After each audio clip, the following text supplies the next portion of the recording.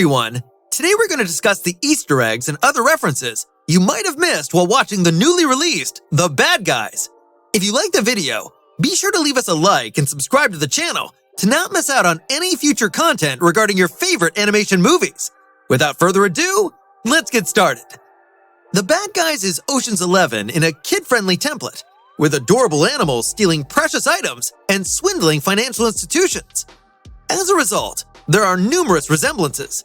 In the Ocean's films, George Clooney's Danny was fairly straightforward, masterminding it, all while staying calm no matter how screwed up the strategies got. Wolf was a seamless talker very much like this, wearing ties and sticking to his principles. Tarantula even made reference to him as George Clooney in several instances. Wolf did not really mind, since it was one of the highest compliments he could have garnered. Furthermore, his connection with Snake was similar to Danny and Rusty, who occasionally brought into question one another's devotion to the task. The Night Fox was a French robber who contested with Danny's crew in Ocean's 12. He ultimately snatched the Fabergé egg by busting into a museum and using techno tunes to avoid the beam sector and raise the remnant in the dead of night. The Bad Guys had Squad Wolf do the same thing, trying to sneak into an entrance where Marmalade was to obtain the Golden Dolphin. They wore the same suits and ties as Night Fox. The tunes were similar, and they circumvented the laser domain in the very same manner, though they were finally caught after unintentionally provoking the warning signal in the fallout. In The Bad Guys, Diane was once the Crimson Paw, and she wanted Team Wolf imprisoned if they did not reform.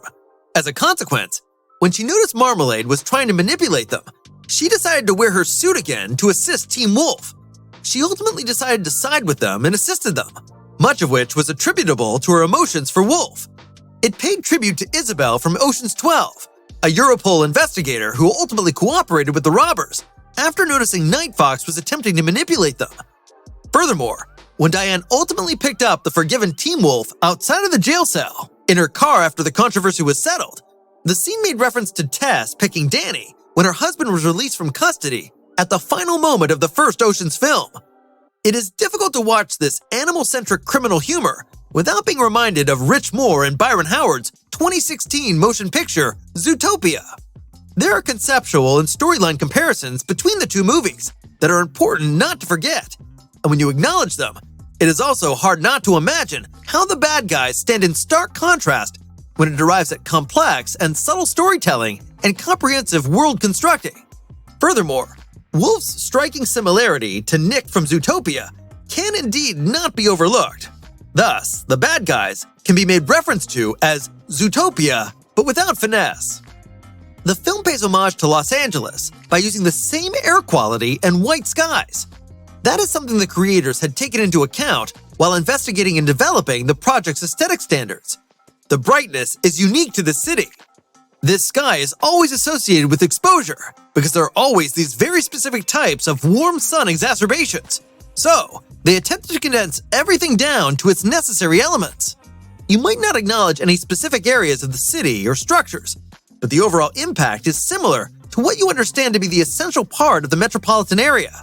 The film used 10 Los Angeles communities and one historic site as reference points and sources of inspiration, including downtown LA, Mid-City, Miracle Mile, Echo Park/Silver Lake, Pasadena/Highland Park, Elysian Park, Malibu, Santa Monica, Chatsworth, and Century City. The Bad Guys' opening scene is its strongest, and it maintains a ton of potential. However, the once upbeat wisecracking, extremely quickly energy becomes strained as the story unfolds and reaches its frantic result. The opening diner scene, influenced by Quentin Tarantino's Pulp Fiction, is DreamWorks Animation's lengthiest single in the historical record. It lasts 2 minutes and 25 seconds, with 7 panels. A wolf named Wolf and a snake named Snake to experience zippy trash talk at a vintage LA restaurant in this spot, possessing the type of discussion they have presumably had countless of times over their years of relationship. They squeeze, jiggle, and pull, all in great humor. Then they get up, cross the street nonchalantly, and burgle a bank. The character animation is visually appealing and vibrant much all the time, and the slapstick comedy is at its best possible when it slowly and subtly starts playing with the organic and natural inclinations of these animated cartoon lifeforms, including when Snake sheds its epidermis in the middle of the bank robbery.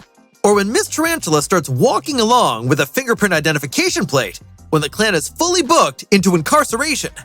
We basically have a wolf in sheepskin for a substantial chunk of the motion picture, as the group's figurehead is expected to dress in a warm and cuddly lamb bodysuit as the core component of his recovery process.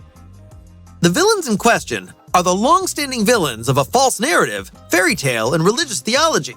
The wolf, the snake, the shark, the piranha, and the tarantula are all illustrations of dangerous wild animals, animals whose morals have been delegated based purely on the fact that they appear necessarily mean and scary-looking.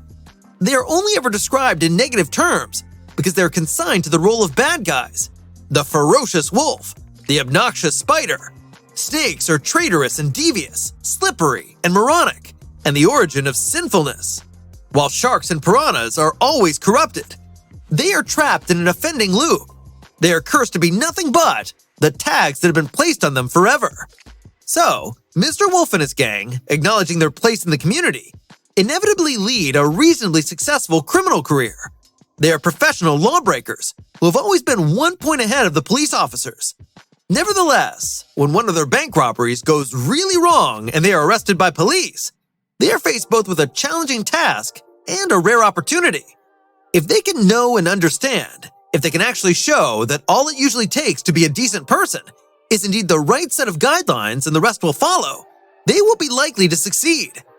The film is a perfect metaphor for a wide range of topics, which include our more often than not completely incorrect preconceived notions of goodness and love, the criminal justice system, and how we try to treat ex-convicts.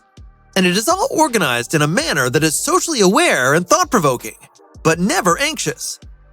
The animation in the film is intense and quick, particularly during the numerous action scenes and car rushes, pretty much entirely crossing between conventional CGI. CGI effects are primarily concerned with trying to overcome the spooky creak, which is essentially the portion of the brain that can discern the difference between what is alive and breathing and what is falsely claiming to be alive, but will not tell us how it is accomplished. This, and the kind of dual characterization we have seen in Into the Spider-Verse, which basically relaunched computer animation to a more stylized and aesthetic appeal, whereas most of the time the primary objective was mostly to strengthen the animation's 3D graphics. Besides that, the coloring was originally intended to feel more like 2D cell motion graphics, as if the brush pulses could be seen. Every action scene is highly dynamic, vibrational, and completely and totally mesmerizing to witness. The long-running punchline about Mr. Shark, a maestro of subterfuge, being willing to fool any and everyone with just a beanie and a handlebar mustache, or a sparkling outfit, is implemented absolutely perfectly every time. The protagonists are well enough, and Rockwell continues to hold the motion picture together by conveying the message through Mr. Wolf's continually changing emotional responses, dapper, completely baffled, and virtuously unsettled.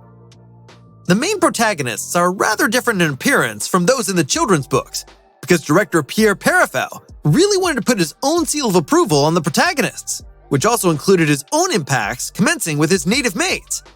He also repeatedly referred to Miyazaki and Cowboy Bebop, as he was inspired by them, particularly regarding the character of Mr. Wolf. Professor Marmalade's dastardly scheme was to try and steal the heart-shaped asteroid that hit neighborhood and use it to energize a humongous mind manipulation gadget that would enable him to transform all the guinea pigs that the bad guys had liberated into a gigantic mind manipulation military. While this is a very compelling story for a motion picture, it reminds one of Marmalade's comic book plan from episode 4, in which he turns kittens into a zombie army called Zittens. That's it for now. Have you noticed some of these references already? Did we leave out another Easter egg or reference? Let us know in the comments down below. Be sure to leave us a like if you enjoyed the video and subscribe for more content on the biggest upcoming blockbusters. Until next time,